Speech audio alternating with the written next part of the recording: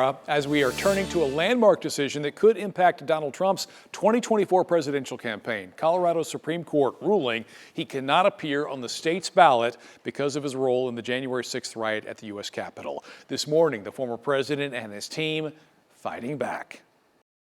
This morning, the Trump campaign fighting a historic decision. The Colorado Supreme Court ruling the U.S. Constitution's insurrection clause bars the former president from appearing on the state's ballot. They want to silence me because I will never let them silence you. And in the end, they're not after me, they're after you. The Republican frontrunner speaking at an Iowa rally Tuesday, not mentioning the ruling. Trump has already faced 14th Amendment lawsuits in several other states. This is the first time, though, that he has lost. And also the first time Section 3 of the 14th Amendment has been used to disqualify a presidential candidate.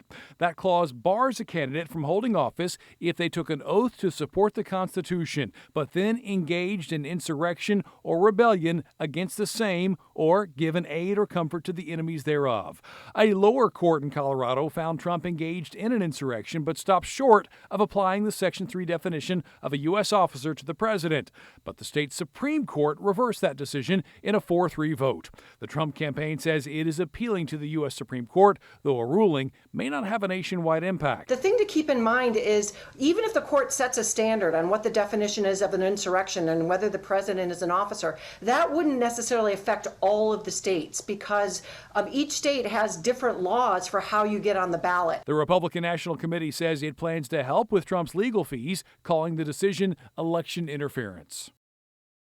Now, the Colorado Supreme Court has stayed its decision until January 4th or whenever the U.S. Supreme Court decides to rule. Trump does not necessarily need Colorado's electoral votes to win, but more courts and election officials could follow their lead and keep him off other states' ballots.